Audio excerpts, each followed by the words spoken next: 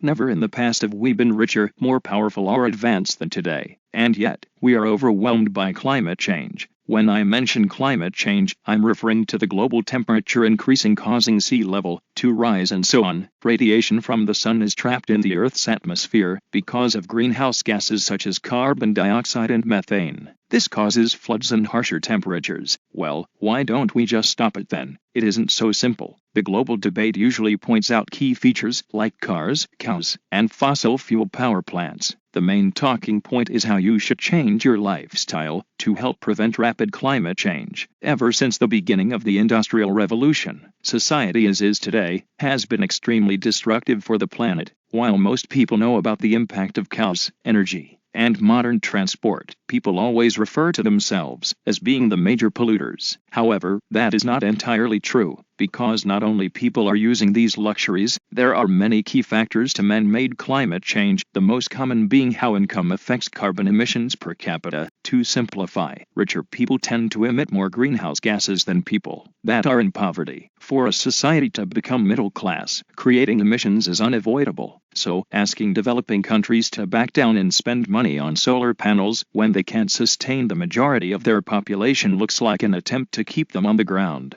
Some countries tried banning fossil fuels from the energy mix, but it is slowed down by lots of discussion about what should replace them. To clarify, all of these issues can be overcome, but there are things that in the present we can't overcome. The toughest problem to get past is food. Soon, we will have to feed 10 billion people. However, it is practically impossible to do that without emitting greenhouse gases. Rice alone emits so much methane per year that it almost equals the emissions of all the airplanes in the world. 57% of food emissions come from animal-based foods, and as people across the globe become financially richer, they demand for more meat. In the end, eating less meat won't stop climate change, but we serve no match if we don't stop eating meat. The same is true for other things that are not vital for our survival. How does climate change happen then? Like I stated earlier, climate change has to do with the global temperature increasing and having social, economic, and environmental impacts on the Earth. There are two types of climate change: man-made climate change or natural long-term causes of climate change.